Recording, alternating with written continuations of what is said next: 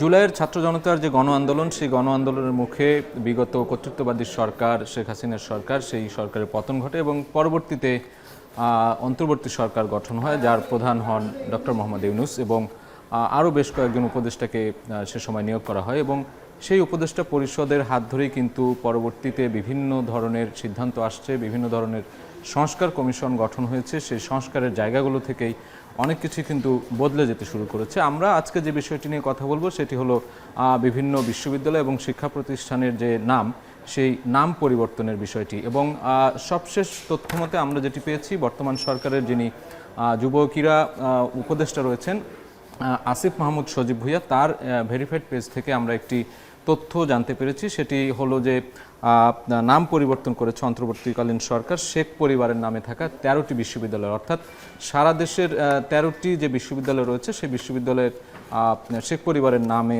সেগুলো নামকরণ ছিল এর আগে বিগত সরকারের সময়। সেগুলো নাম পরিবর্তন করে নতুন করে নামকরণ করা হয়েছে। সেই বিষয়টি তার ভেরিফাইড ফেসবুক পেজে আমরা কিন্তু সেই তথ্য পেয়েছি এবং গণমাধ্যমগুলো সেখান থেকে কিন্তু অনেক ধরনের সংবাদ এরই মধ্যে করেছে এবং আমরা একটু জানিয়ে রাখতে চাই যে এই 13টি বিশ্ববিদ্যালয় কোন কোন বিশ্ববিদ্যালয় এবং পরিবর্তিত নামগুলো কি কি। আমি শুরুতে একটু জানতে চাই, নেত্রকোনায় যেটি অবস্থিত ছিল শেখ হাসিনা বিশ্ববিদ্যালয়, পূর্বের নাম, সেটি বর্তমান নামকরণ করা হয়েছে নেত্রকোনা বিশ্ববিদ্যালয়, অর্থাৎ এই নামের জায়গায় শেখ হাসিনা যে বিশ্ববিদ্যালয় সেই তার নামটি কিন্তু বাদ দেওয়া হয়েছে, অর্থাৎ নতুন করে সংস্কার করে নেত্রকোনা বিশ্ববিদ্যালয় নাম করা হয়েছে।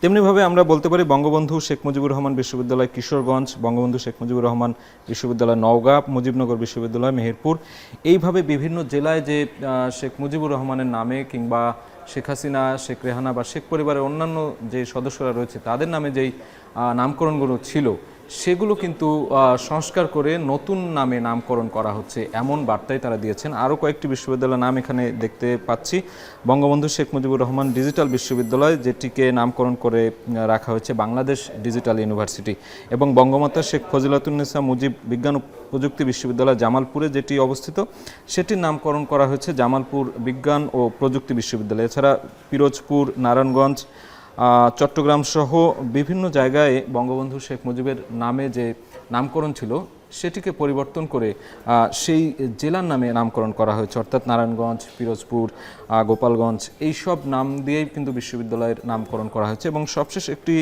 দেখতে পাচ্ছি Bangabandhu Sheikh Mujibur Rahman aviation and aerospace বিশ্ববিদ্যালয়, সেটির নামও কিন্তু পরিবর্তন করা হয়েছে। পরিবর্তিত নামে আমরা দেখতে পাচ্ছি এভিয়েশন অ্যান্ড অ্যারোস্পেস বিশ্ববিদ্যালয় বাংলাদেশ করা হয়েছে। এবং বঙ্গবন্ধু শেখ মুজিবুর রহমান মেরিটাইম ইউনিভার্সিটি, যেটি চট্টগ্রামে অবস্থিত, সেটির নামকরণে বঙ্গবন্ধু শেখ মুজিবুর রহমানের নামটি বাদ দিয়ে সেটিকে করা হয়েছে মেরিটাইম ইউনিভার্সিটি বাংলাদেশ।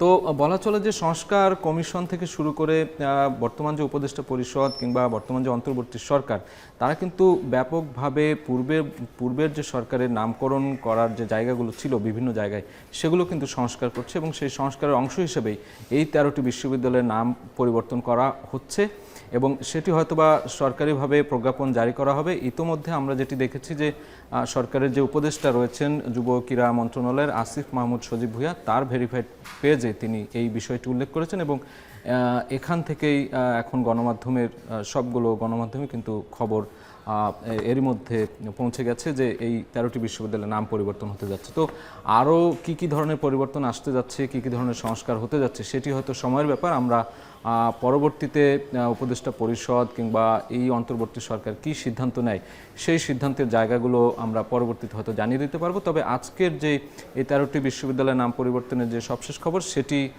জানানোর যে চেষ্টা করছিলাম এতক্ষণ। আজ এ পর্যন্তই আমাদের কাছে থাকা সবশেষ খবর।